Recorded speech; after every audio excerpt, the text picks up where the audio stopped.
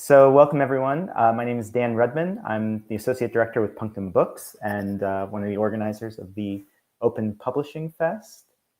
The hope of this fest is to get a lot of people in the same room who are kind of working on similar projects, whether that is in open access publishing or open source software development, open government. We're all working for new ways and more open ways of sharing knowledge. And us at Punctum Books, we've been primarily concerned with this issue since our inception about 9 years ago, almost 10 years ago now. And so open access has been something that we've been championing and working to shift our academic culture toward. And of course, we've seen that conversation heighten within the last few months due to the need to share knowledge more openly during the pandemic, as people are not at their institutions able to conduct their research. They're realizing that the need for open applies to them as well, and is very broad. And so to facilitate this conversation,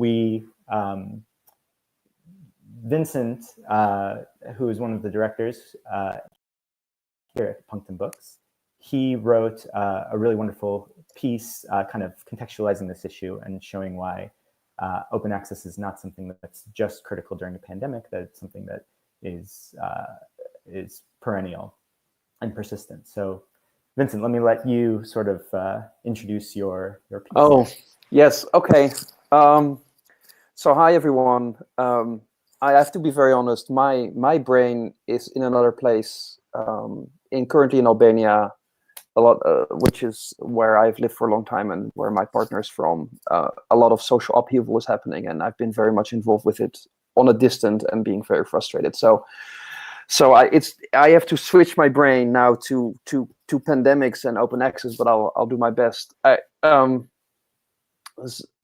piece that I've written and that maybe can be, maybe we can put a link up, or maybe the link is already in the event. I don't even know. Maybe Dan can put the link in the chat.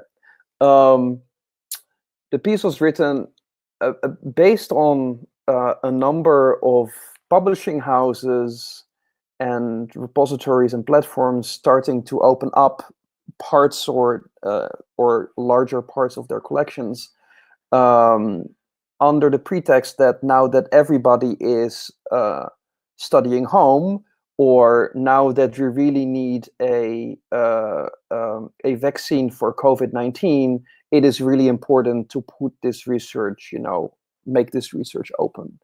And so what I tried in the article is basically to say, well, first of all,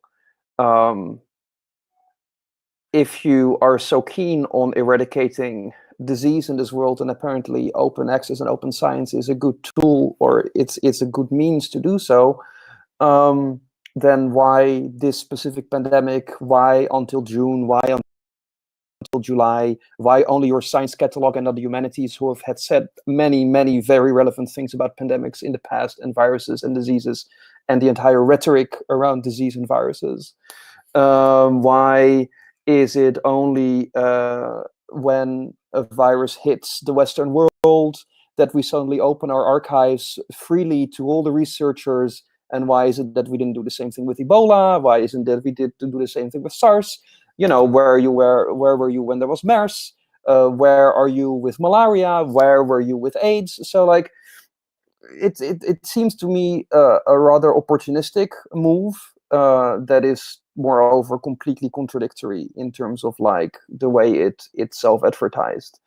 Then the second wave of opening up was in order to facilitate Western students that now suddenly are faced with distance learning, whereas probably the majority of students around the world have no access whatsoever on or off campus to these materials that were made available.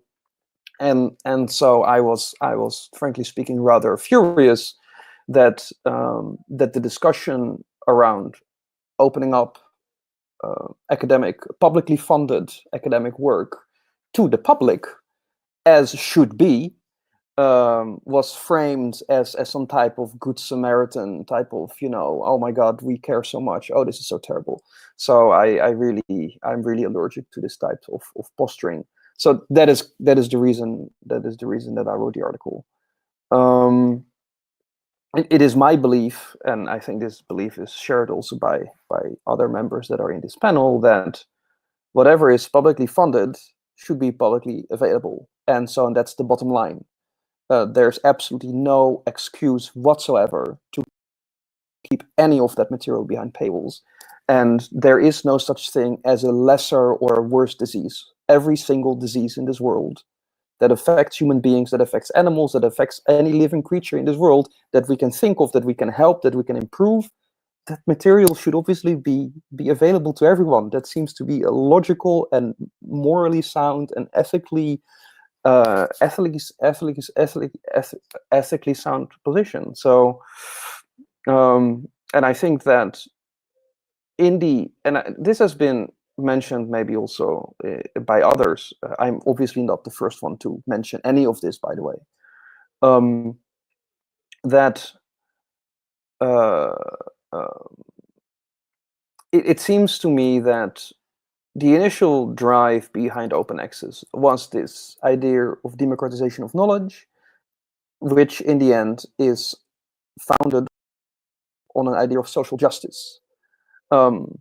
Right now, I see the discussion around open access revolving around different types of platforms, different types of monetization models, different types of metals, different types of colors.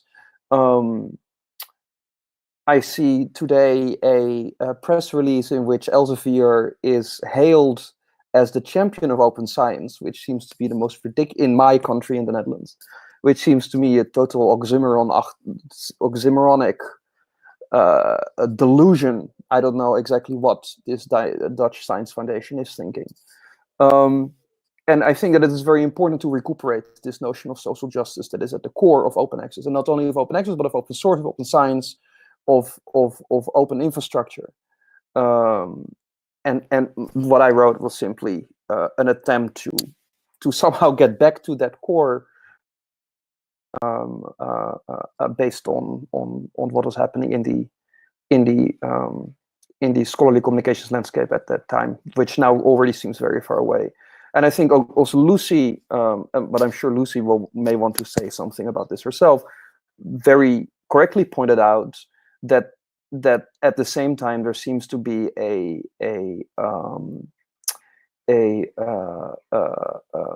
erasure or a blurring of the boundary between what is open access proper and a temporary opening up of some archives or repositories or data sets, which has nothing to do with open access, but was kind of marketed as a form of open access. And obviously in the title of my piece, I used the word open access, perhaps incorrectly. But it felt as if, anything that was open for no matter how long or for whomever, at the whim basically of the owner of that material, or whatever, whoever thinks that they are the owner of the material, or claims to be the owner, rightfully or wrongfully. That seemed to interfere with, what we consider to be open access proper, however that may nowadays be defined. So I think that was an interesting point of critique, but maybe that's something that Lucy would like to expound further on. I think that was more or less the drift of my article. Thanks so much. And I should say that I do think that as a result of the article, the tenor of the conversation changed around a number of presses who were temporarily opening their materials. At first, it was seen as this very benevolent move on their behalf. But I think that the article and a lot of subsequent conversations have critiqued this in a very thoughtful way of saying, well, why now? And why only under these conditions, especially the idea of temporary, of opening it up and then eventually closing. I mean, I see now in the in the comments, Dave saying that the lowering of some of the paywalls has been as temporary as the hero pay for essential workers. And I think that is a very interesting parallel, right? I mean, suddenly people that we otherwise refuse to pay properly, sometimes even refuse to pay a minimum wage, now get hero pay in order basically to commit, potential suicide by work, by literally in the most dire circumstances, expose themselves to a virus, the lethality of which is certainly much higher than the common cold, or the regular flu, or whatever people appear to be claiming. And it's again it's simply surfing on some type of fake morality, an easy way to score brownie points, and I think it's absolutely dismal. I mean, if this teaches us anything, is that we need to completely restructure the payment structure of our society. Like, yes, these people are heroes, and they are always heroes because they actually save real human lives, and they actually should be paid more than a fucking CEO. Like, there's absolutely no, there's just, this is common sense. Sorry, I get angry about these things. Thanks, Dave. Sorry. I think part of the issue that you're talking about there, Vincent, it goes back to this idea of the control of the content, right? So the idea that publishers can be lauded for making things open presupposes that they have obviously the ability to then close those taps again and to start saying, well, this content is ours, so here are the terms on which we're prepared to allow you access. And the whole point of open access is that the publishers don't have that right. That the publishers aren't the ones saying, well, we'll make it available, for this much, or to these buyers. And so the very fact that they can be lauded for opening the content temporarily shows you that they're still the ones in control, and that this is one of the issues that open access is trying to solve. I think that's a really key point. And how I've been thinking about this is, as I kind of do at the moment, is kind of about governance. And I mean, if there are any kind of optimistic or kind of sort of signs of optimism from all of this, there does seem to be a way to think about kind of collective action of kind of exercising control over kind of large commercial publishers. That's kind of how I've been sort of trying to frame kind of my interest in it, is that, just like Lucy says, that obviously publishers are kind of saying, okay, we'll kind of throw you a bone here and we'll give you kind of free access for this temporary period. But actually, that could be something which is, even if we are going to continue subscription publishing, that could be the thing that we could say, actually, the research community gets to decide when stuff gets made available, not publishers. And obviously that entails things like keeping hold of our own copyright and those sorts of things. But I think, by and large, I mean, I do think commercial publishers are going to kind of increase their stranglehold on publishing because of COVID-19. And so we do need to be looking for these kind of small interventions where we might be able to maintain control of content and release it in these kind of more ethical ways when we can. Obviously, open access is the ideal. It's a kind of a stark reminder of how important it is to me. When you're in the middle of open access kind of discussions, it's really easy to forget that actually that there is something kind of profoundly ethical in making one's research kind of available to everyone who needs it. So I definitely kind of needed that kind of reminder, but I guess I'm not particularly sanguine about the future, in the sense that it's going to be controlled by the five or six biggest publishers. So. Yeah, maybe. I am a stubborn optimist, Sam. But I do agree with you that talking about open access itself is not enough, and you rightly point out that this is an ethics of research as well, and there is an onus on the researcher also to realize what they're actually doing when they publish something, be that in an open access environment or be that in a closed access environment. I mean, that doesn't mean that we have to shame those who don't publish open access. I mean, I myself have published stuff in closed access with enormous difficulty and public displays of despair. But we do need to move to not only a publishing environment in which open access is the norm, but also an education environment in which there is an early realization, in preferably like when you start as a freshman, that you understand what it means to do research and to publish that. And I think that type of education about what happens when I'm done with my thesis, or what happens when I've written my book, to educate already, whether that is inside a library or whether that is inside, an obligatory first-year course, ethics of research. If you inculcate that idea that you are profiting from public money, you are profiting from an investment of society in your education, even if you're in the richest private school in America, because that entire infrastructure of Harvard or Yale can in the end only still exist because the commons exist, despite their entire slush funds. We have to find ways to get that message in the education system itself. Like, it is not enough. It will never be enough for us small publishers to hold our moral stories. This involves education reform, I think. That's actually a really important perspective that we didn't get to touch on the article itself. At what point can you institute that culture change? We've been having these conversations with university librarians in particular, who I think are very keen on shifting the conversation at their institutions toward open access, in particular for those reasons, because of the responsibility of publicly funded research. But I think this is also something to talk about in terms of workflows and tools that we use to conduct our research.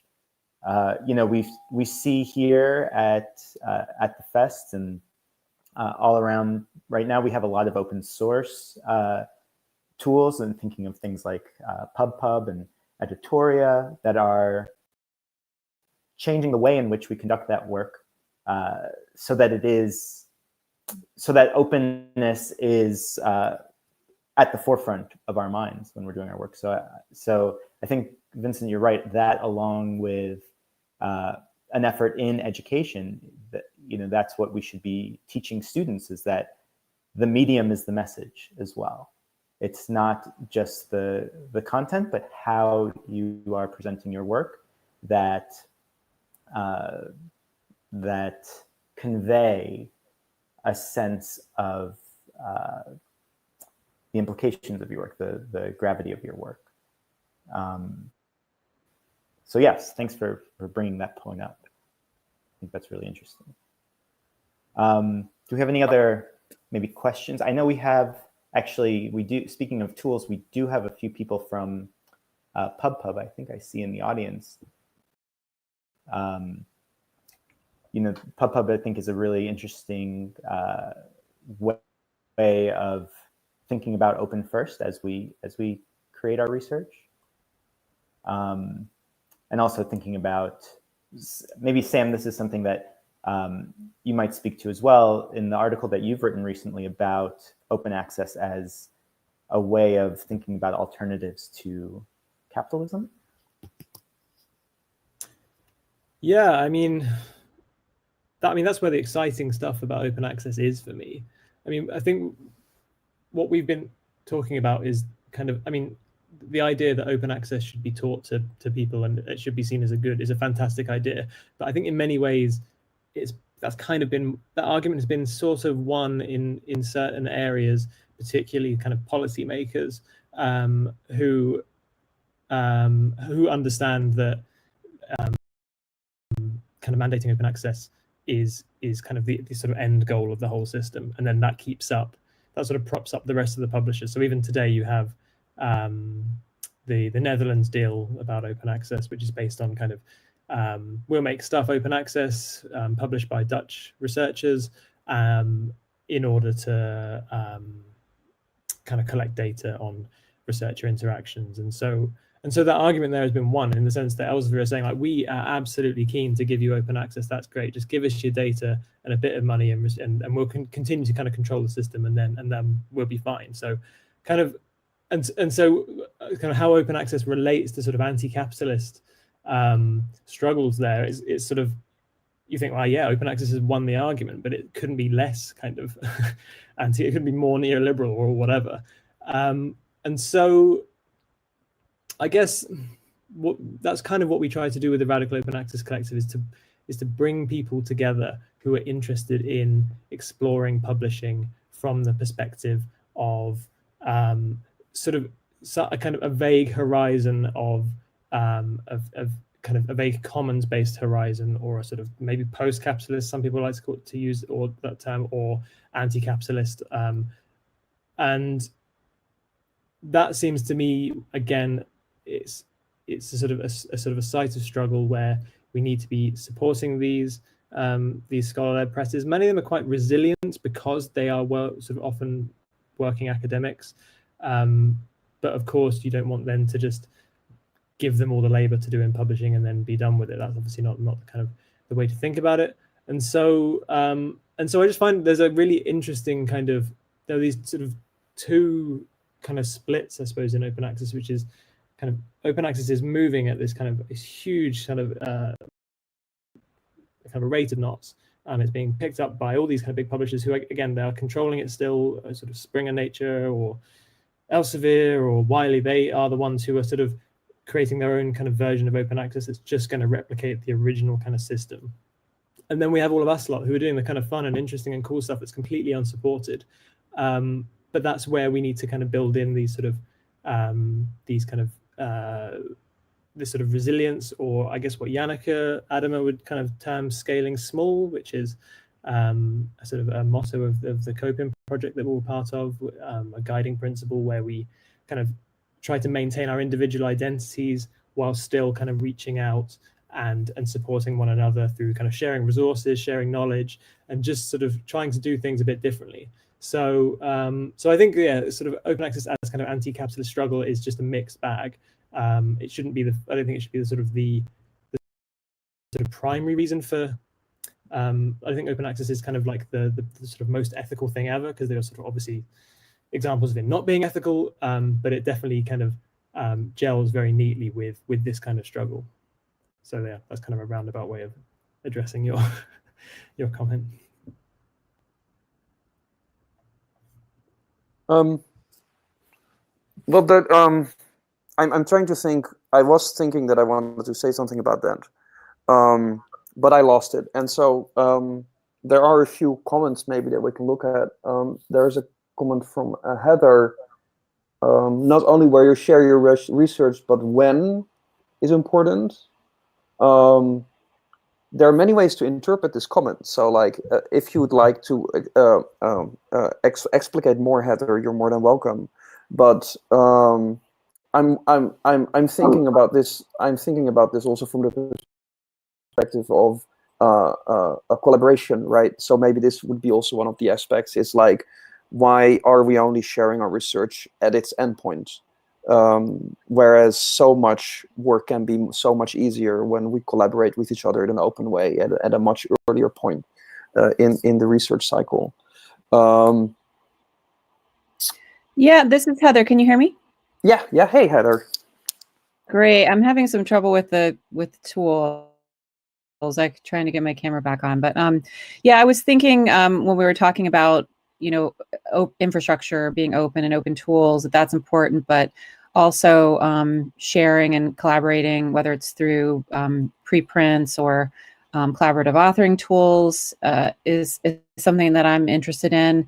And the cooperations that we've seen from the PubPub side, putting drafts of manuscripts up, whether that's for an accelerated publication schedule, like recently MIT Press did a book called Economics in the Age of COVID-19, and I think it was on like just a couple of months schedule, and it was open. The draft was open for feedback at the same time that the traditional peer review was going, and having multiple ways that different stakeholders can give their perspectives, which makes sure that there's a diversity in the voices that are represented in the final work, and also, of course, enabling people to leave feedback afterwards is to continue to keep the publication in sort of a living, ongoing format. I think all those things are really critical. So that's what I was thinking when I said, time. The timing is important too. Right. Thanks. Yeah, that's very helpful. I mean,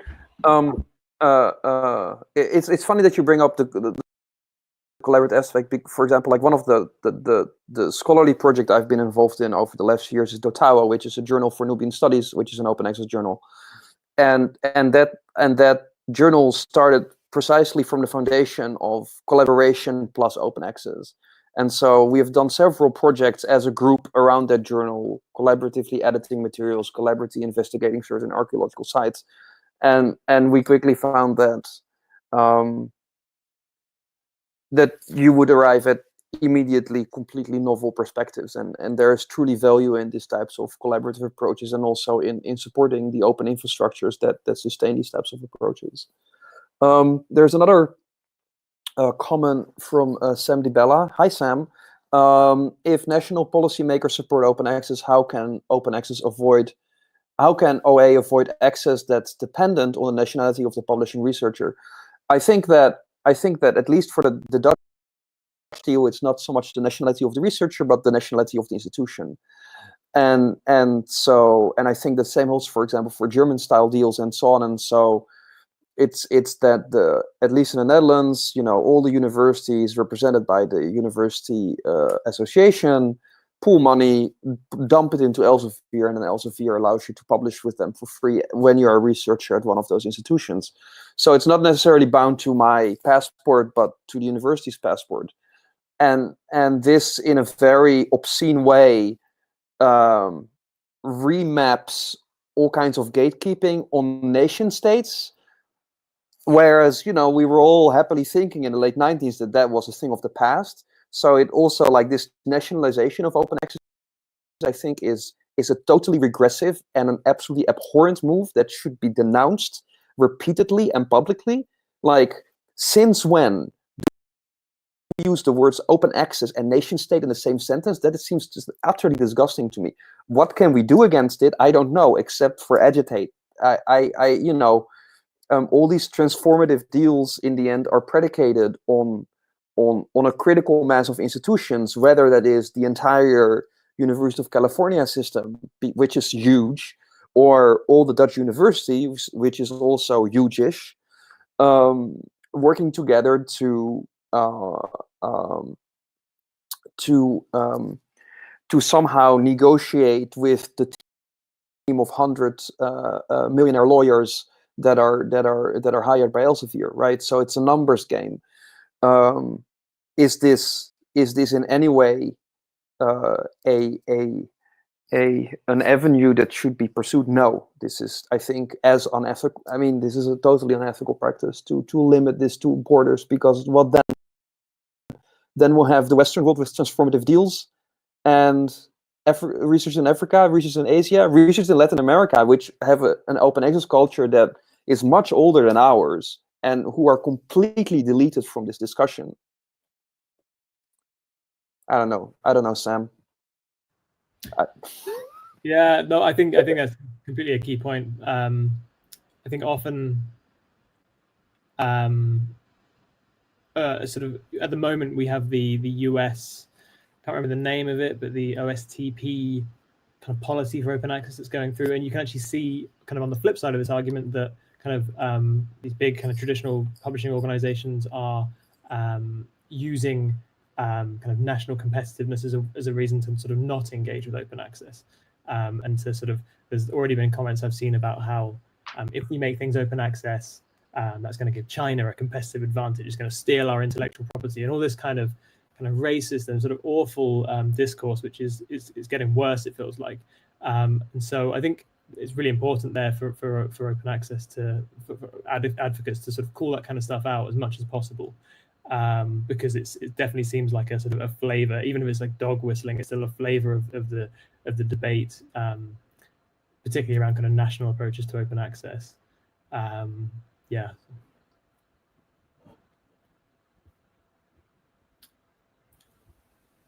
I think this also brings up, Vincent, as you mentioned, in South and Central America, that there's a really critical community and culture for open access. Some of those, some scholars at CONICET are speaking later in next week, I believe. But I just want to bring up one scholar that we met in Copenhagen last year at OESPA, Sarita Albagli, gave this amazing presentation along the same lines, but in the context of climate change.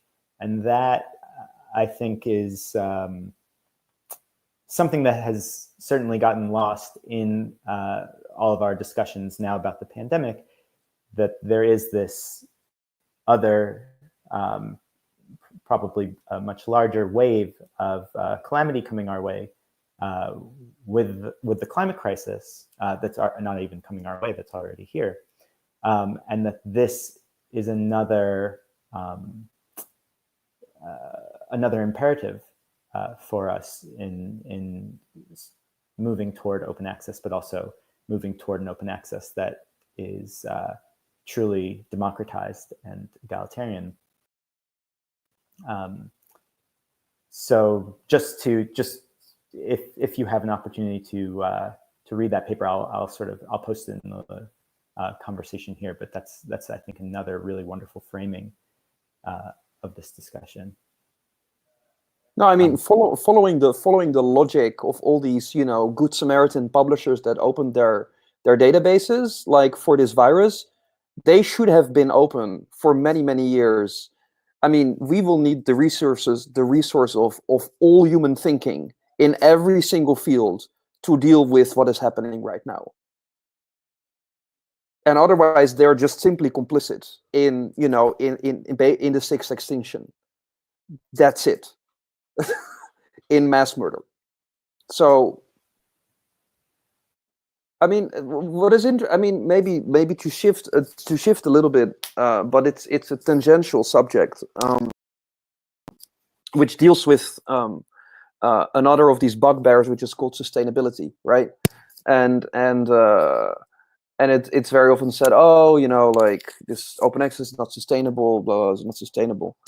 No, the way that you want to do it, giving your work away for free, it's not sustainable. Oh, at Punctum, you don't pay anyone, so it's not sustainable.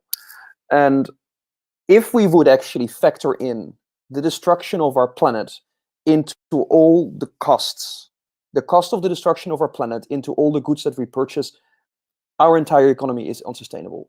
Like, this is not an argument to be made. We are unsustainable as a species at this very moment. It is a ridiculous idea to say that open access alone would be unsustainable. No, your fucking computer is unsustainable, your tea is unsustainable, and your air is clearly unsustainable.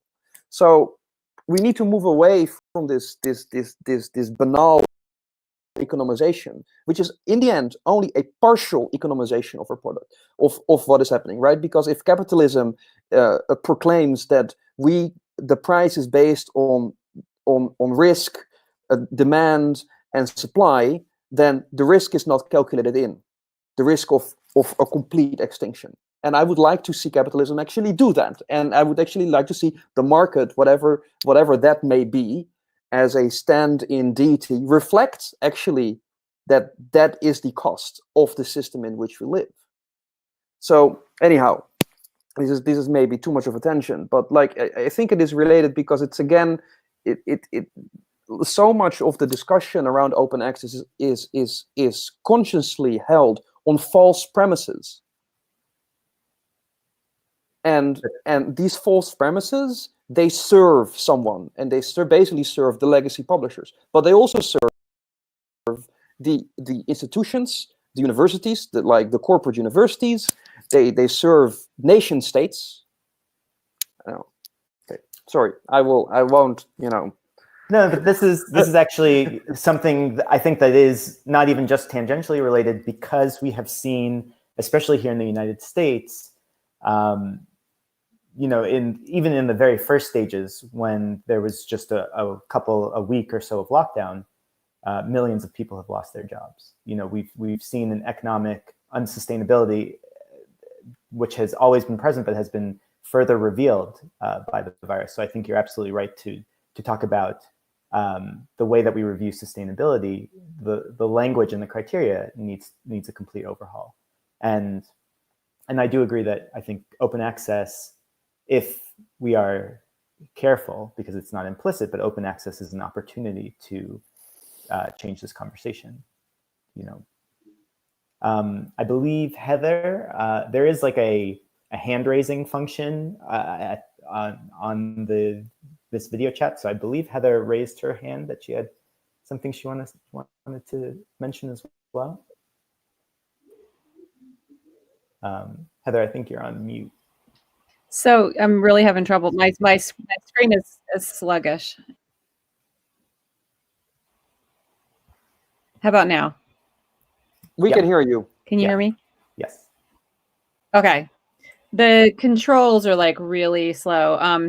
I think I accidentally raised my hand, but I was trying to type something into the chat, which is I'm guest editing an issue for publication around privacy.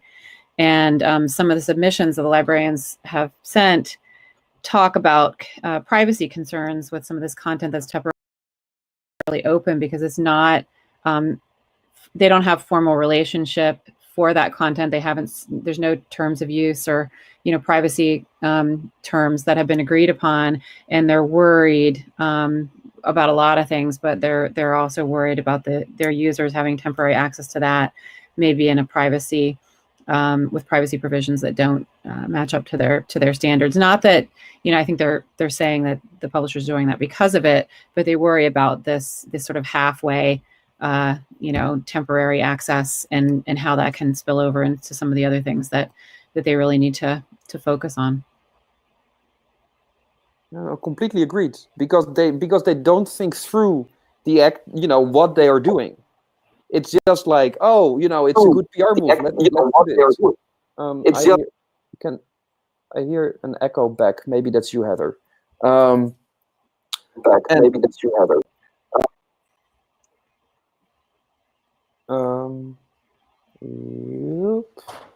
Yes. Okay, I'll try to say that again. Sorry, I got a really bad feedback. I think it was from your speaker, Heather. Because, and I completely understand that librarians are worried about this, because they don't think through what it means. These publishers don't think through what it means to, you know, temporarily open these files. And the same holds not only for the users, but I imagine also, considering the type of materials that they're opening up, also the people that are in those studies. You know, have they signed all the right forms, you know, allowing release forms, allowing the articles to be temporarily open? The authors, people who participated in studies or whatever. Like, so there is an entire structure around this openness, which in fact is very bureaucratic and very close in itself, and for good reasons, because it deals with people's private data. And unless we build a system in which all of these things are from the beginning dealt with, thought about, integrated, and properly, you know, within the proper legal context dealt with, like within the context of the GDPR de facto, unless we do that, like, all of this is worth nothing.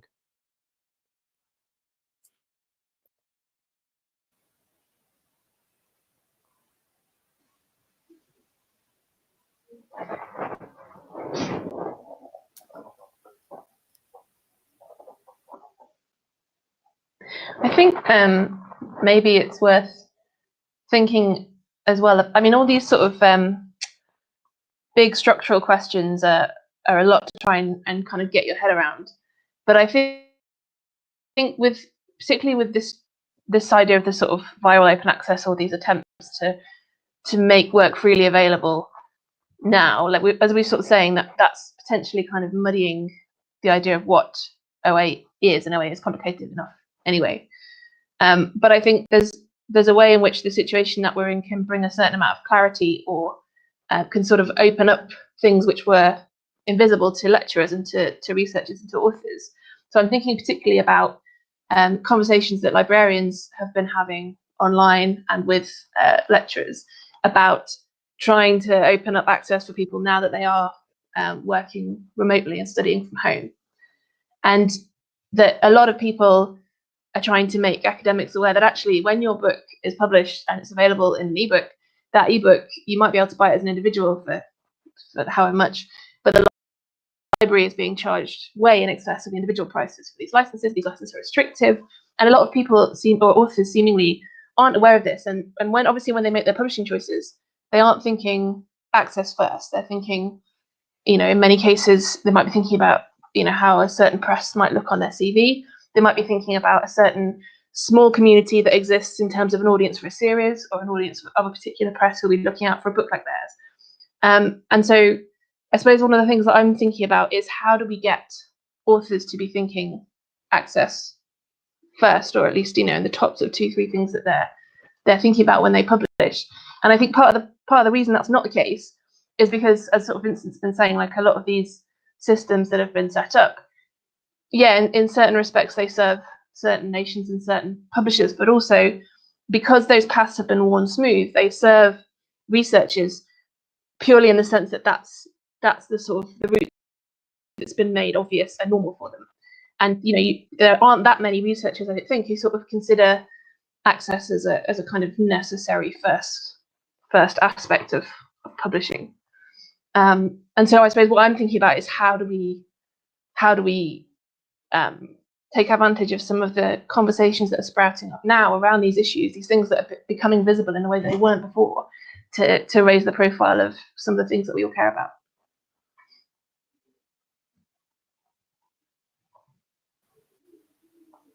Yeah, this is a really important question because it's the where do we go from here? I do think that we didn't have, maybe in the past,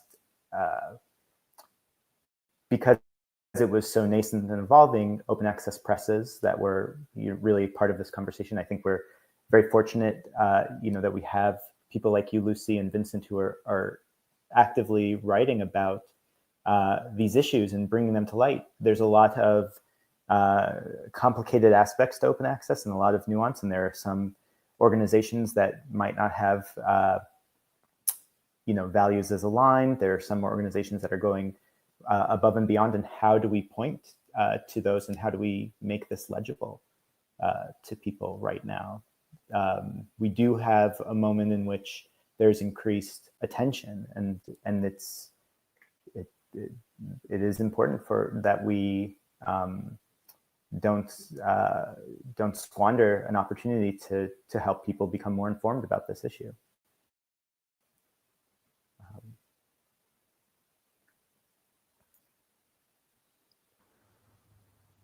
I think I saw someone raise their hand. Is that? I also saw a question there, and there's a question also from Christina Miski. Oh yeah.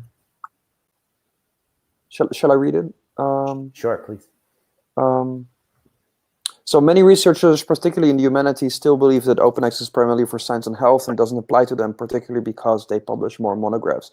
Well, we are in this room with at least 2 monograph publishers.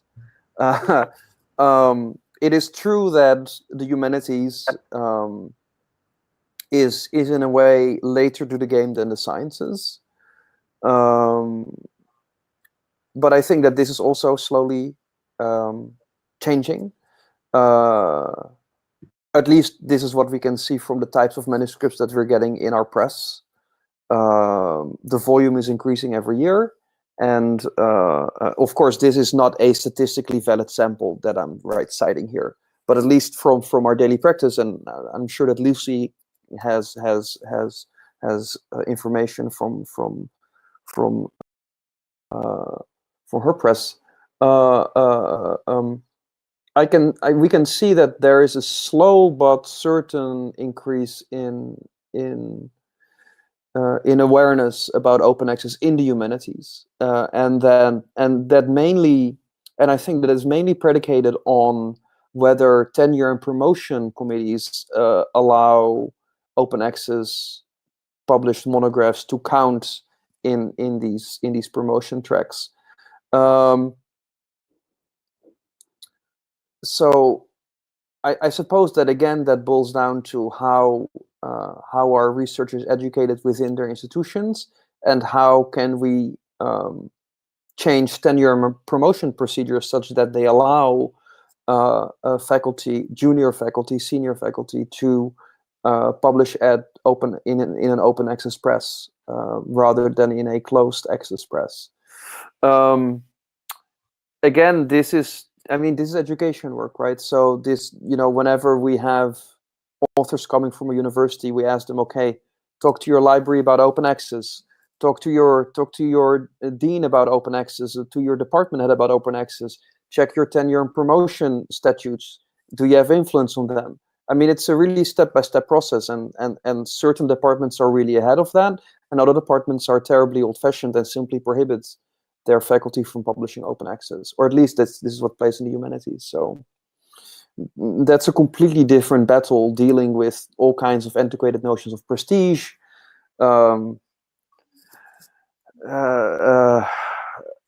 investments of senior faculty in certain publishing houses. Yeah, what to say? Oh, Dave would like to speak. Can you all hear me? Yep. All right, I have two different questions. First one is, sitting as a librarian inside a library, already hearing about budget cuts and collections budgets. It seems like right as, partnership schemes and library subsidy partnerships were ramping up, how are you all who are interested in growing those or have already started those planning to face the next couple of years in terms of library budget decisions? And then also kind of thoughts on how do we kind of piggyback on what I'm seeing as a trend on people at least being interested in or understanding the concept of mutual aid and the pitfalls of, privatizing everything in sight. So, people are realizing, oh, Aramark fired everybody, maybe we shouldn't have had our food services outsourced to Aramark. Etc. I mean, it's very similar with publishing, except you can't put your finger on it the way you can food and housing. So thoughts of connecting those parallels to our colleagues. Thanks, David. Those are very tough questions. Maybe I can say something at least about the first one. Well, if I am the positive me, then I'm thinking it's gonna. I mean, I agree with you that this library cuts. I mean, education cuts. It's going to come, and it's going to come rapidly. In the Netherlands, they already announced a €5 billion cut on education starting in the fall. So, like, in this pandemic, while all the students are at home, they're already the boards of the universities in the Netherlands are already forced to, or asked to, maybe not even forced, asked to present their cuts for the next school year. So this is going to happen throughout the world, or at least throughout the Western world. If I'm optimistic, I'm thinking, what would be the thing to cut as a library? It would be to cut your big deal and then redistribute a small percentage of the money from that big deal to small publishing houses, open access publishing houses like us. This may be completely delusional, but that's what I'm hoping for. It's like this is going to push further the divestment from legacy publishing into open access, because simply it's cheaper, or at least that is what is thought. Is this sustainable in the long term? To use the word sustainable, is this sustainable for us in the long term? What does it mean for Punctum or for other publishers as a possible revenue model? I think it's seriously compromised. And even though this may keep us afloat, I think in the long run, whether there's a virus or not, universities and university libraries are going to disappear. I do not believe in the future of the university in its current form, and I think this is all going to go to shit. And that means that as a publisher, as a scholarly publisher, we have to think, what are other earning models that may not even be predicated anymore on dealing with the university at all. It may be predicated on creating, on basically recreating communities of scholars that work and publish together, that live together. There are all kinds of like semi-utopian ways to think about this. But that we are seriously, at least within Punctum, seriously exploring as alternatives to the way in which we are currently tethered to an education system that is going down the drain. Whether it is next year or in 5 years or in 10 years or in 20 years, the trend is there. The trend of budget cuts, and I mean, I think already, I don't know how many colleges in the United States have already gone bankrupt, but it's going to be a mess. It's going to be a slaughterhouse, a carnage. So in that sense, I'm very pessimistic. When it comes to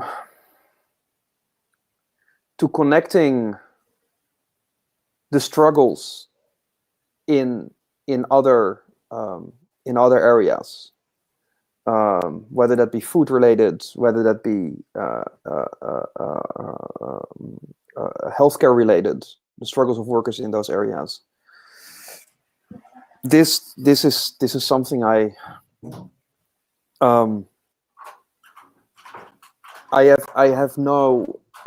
cannot offer anything at the moment. How we can possibly, because I feel that it's always so difficult to sensibilize people about precarious workers that exist right now. Not even talking about publishing industry, just like people that are literally on the front line of being forced out of their home to perform their work as essential workers. Yeah, I'm sorry, I lost my thread, and maybe you want to reformulate, or maybe someone else wants to say something about this. I'd just like to chime in really quick, just to actually read something from the article that this is all revolving around. This ties back to the earlier question about open access being more related to the sciences. And I think this also ties to Lucy's really excellent point about thinking about how we build from this moment. But also, Dave, what you're saying about thinking about new ways of organizing. But this is, for me, my favorite part of this article, so I'll just read this quote here. As the outbreak of the COVID-19 pandemic is not only tied to the DNA of the SARS-CoV-2 virus, its protein structures, the way it interacts with the human body, but also the field of medicine, and therefore also healthcare and healthcare funding and health education, and thus also much broader questions of state organization, economic structures, educational resources, in brief, all the ways in which humans have ordered the world. If we want to come to a full understanding of the outbreak, all peer-reviewed research in medical, STEM, social science, and the humanities is potentially relevant and should therefore be made open. So for me, why this section is so critical is because this really undermines this idea of hard research and soft research. We are, in the humanities, doing critical work to understand a lot of the social makeup of how we support one another, how we teach and learn from each other, how we build resilient bonds to weather things like climate crisis, like disease, like fascism. This is something that the humanities works toward every day, has always had, and we need to really, we've had for so long in higher education in the United States in particular, this idea of the scholar sitting alone in the library and not touching the rest of the world and not being considered. or not caring about the rest of the world. And I think that we need to subvert that narrative immediately, because the work that we're doing has immediate impact on the world. It has the potential to help more people. And we need to frame it in this way. And I mean, outwardly, of course, but we're already doing this work in order to understand our power here, to understand that the power that we have in organizing with other groups, in other groups that are not scholars, in being connected with scholars. These dividing lines are not as hard and fast as we've structured them. So that for me is, I think, a real promise with this article. I think that's also a really helpful way to talk to researchers about open access. Like, some researchers don't necessarily care about open access as a concept, but they care about what their research can do. And I think it's sometimes helpful to be able to say, well, look, open access isn't necessarily an end, it's a means.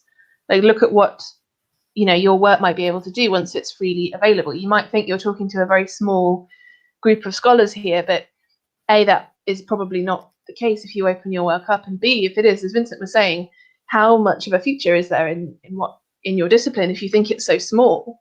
Like, actually, I think one of the exciting things about open access is that for the humanities specifically, is that it can show what a broad reach this research potentially has, and that helps to counter the kind of STEM focused, the humanities are just kind of an indulgence argument. If you can say, well, no, look at how this work is being read, look at how it's being used.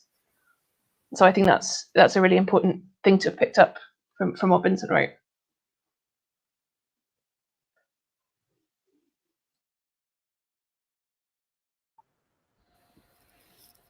I'm not sure if we're kind of running out of time, but I thought I'd just quickly add that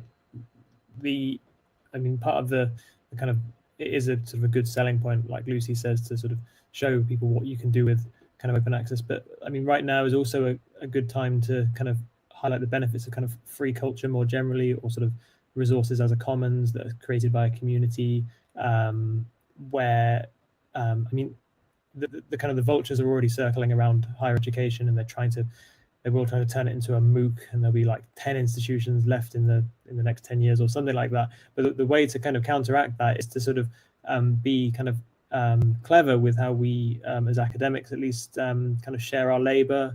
It could be things around kind of sharing our lectures. If they're going to be online, doing that in a way that doesn't allow it to be captured by Capital, but allows it to kind of help someone else out who may be kind of dealing with childcare issues or anything like that, really. And so I find that that's actually quite a sort of an exciting area, is the small interventions and the sort of building these networks of care, and again a sort of looking out for one another and resilience, which will only come with the transformation of higher education. So that's kind of where I see my sort of interest in open access really lying, is with this kind of like what Vincent talks about, this kind of changes in higher education more generally. So, yeah.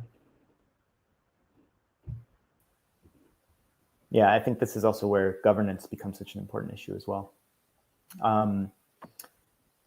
Well, that is the hour. Any final thoughts or last questions from anyone? Thank you all so much for being part of this.